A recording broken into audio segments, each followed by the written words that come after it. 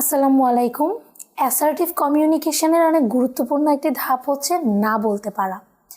আমরা আমাদের জীবনের অনেক গুরুত্বপূর্ণ জায়গাতে যেখানে একটা না শব্দ আমাদের অনেক ঝামেলা থেকে মুক্তি দিতে পারে, সেখানেও আমরা না বলতে পারি না।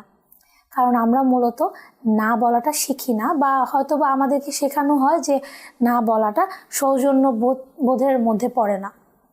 কিন্তু আজকে আমরা প্র্যাকটিস করব কিভাবে সৌজন্যতার সাথে একজন ব্যক্তিকে মনের চাহিদা বা যেই না শব্দটা সেটা বলা যায়।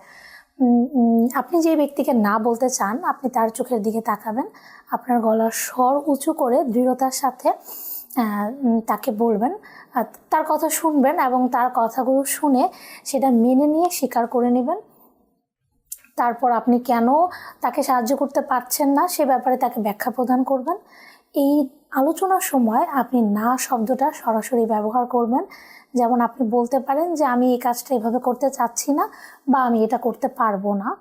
এবং যদি আপনার কাছে প্রয়োজন অনুভব হয়, সেক্ষেত্রে আপনি এই কাজটার একটা বিকল্প কোনো প্রস্তাব তাকে দিতে পারেন। এতে হয়তো বা আপনি এবং যেই ব্যক্তিটা আপনার কাছে সাহায্য চেয়েছে বা যাকে আপনি না বলতে চাচ্ছেন, দুজনেরই সমস্যার সমাধান হয়ে যেতে পারে। ধন্যবাদ।